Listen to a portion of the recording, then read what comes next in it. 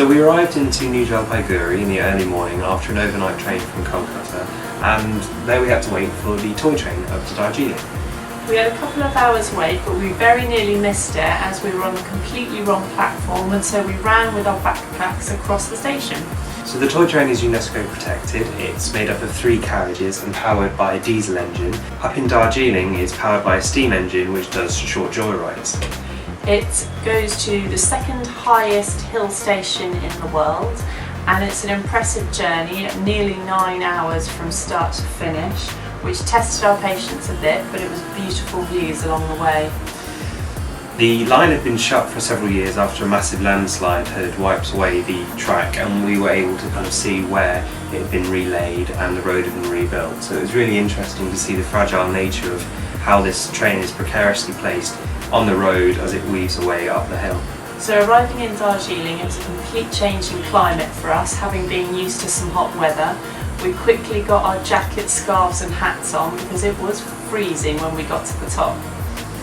Despite the cold, we headed out to the zoo and the Mountaineering Institute, which was really interesting and something that we almost stumbled across by accident, and really worthwhile going to because it had lots of stories about the first climbs up Everest and a lot of the original materials used.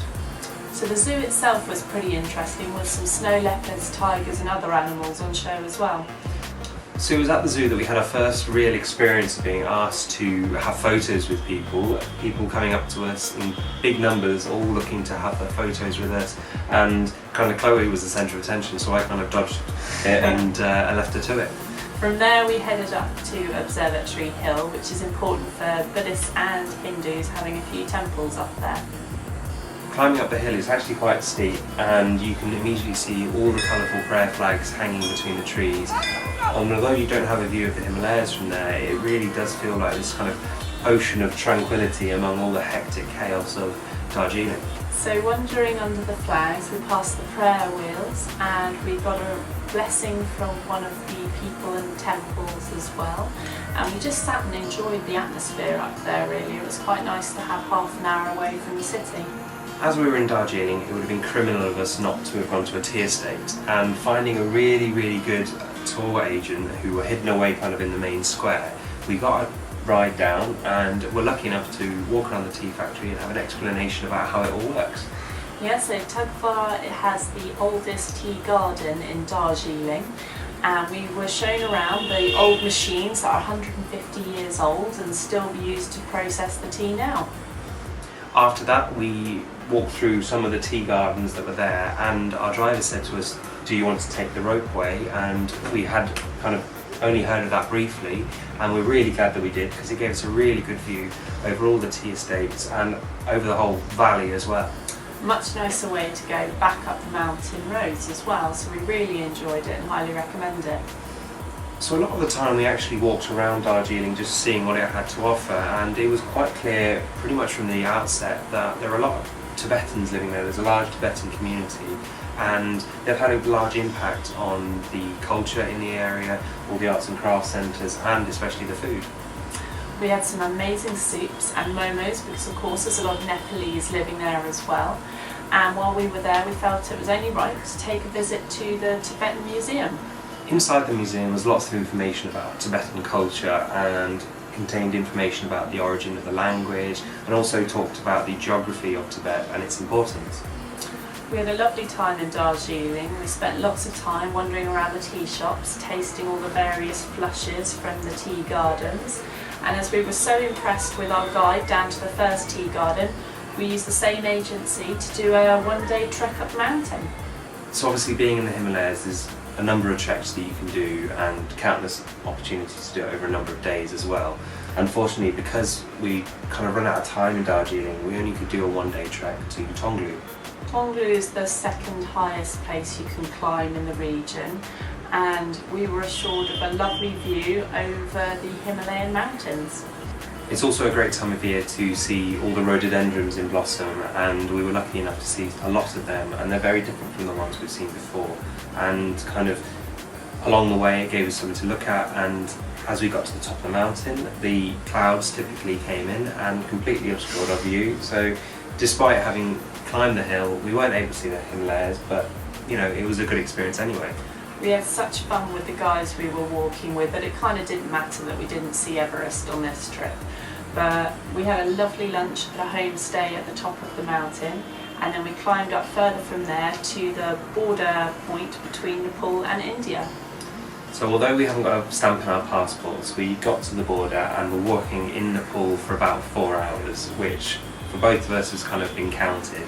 We've eaten Nepalese food, we've stayed with a Nepalese family, we've walked in Nepal. We had a Nepalese song sung to us by our guide as well, and we even got some Nepalese phone network from Vodafone. So as far as we're concerned, we've been to Nepal.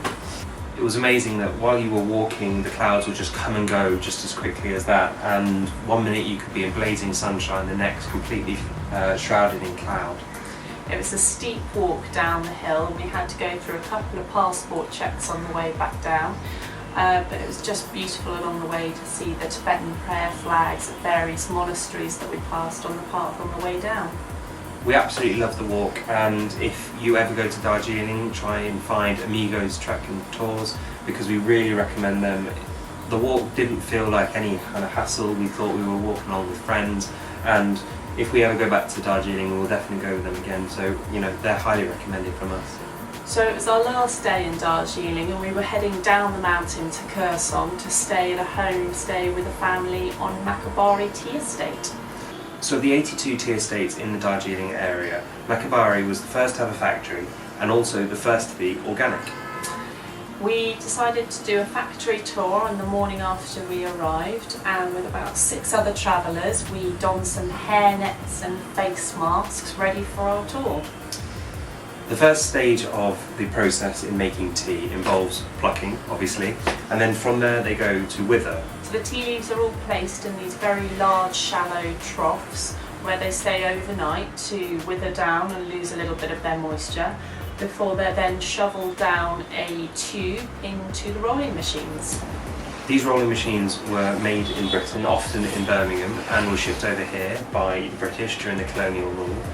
And they work the same as they did then. They just spin around, curling all the leaves until they're slightly fermented. From there they go to ferment depending on what type of leaf they're making. It was fascinating to just see how quickly tea can be produced. The fermentation only takes about 3 hours, and learning what teas need to be fermented and not was just fascinating for me. Watching the ladies sift through the teas afterwards to take out any small branches or bits left over was really fascinating to watch. Bit painstaking for them, I imagine, but still it's nice to see a skill that's done by hand.